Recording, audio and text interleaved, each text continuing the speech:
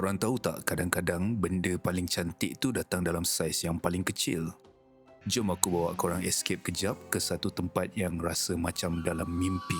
Perjalanan ke Pulau Burung Kecil mengambil masa 20 minit dari koordinat minggu lepas, melalui jalan pantai menghala ke Sirusa dan masuk kiri ke Pantai Cahaya Negeri. Kalau kita sebut pasal pulau kat PD ni, ramai yang teringat Pulau Arang. Aku sure korang akan nampak satu pulau kalau korang datang PD Waterfront. Tapi berbeza dengan vibe legenda Pulau Arang. Pulau Burung Kecil ni lebih kepada sanctuary.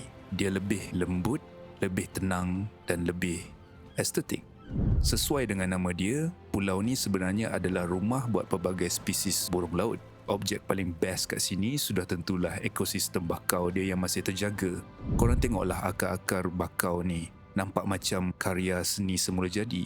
Dan yang paling ikonik, jambatan kayu yang bawa kita ke sini. Laluan ni sebenarnya melambangkan transisi dari dunia yang bising ke dunia yang tenang. Ada satu perasaan yang korang takkan dapat kat tempat lain bila duduk kat sini.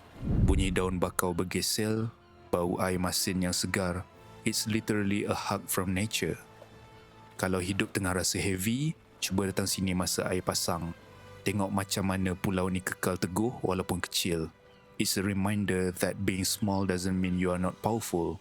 PD bukan sekadar pantai mani-manda. Dia ada cerita, dia ada jiwa. So bila korang nak datang sini, share pada kawan korang yang tengah perlukan mental break. See you in the next vlog. Stay golden.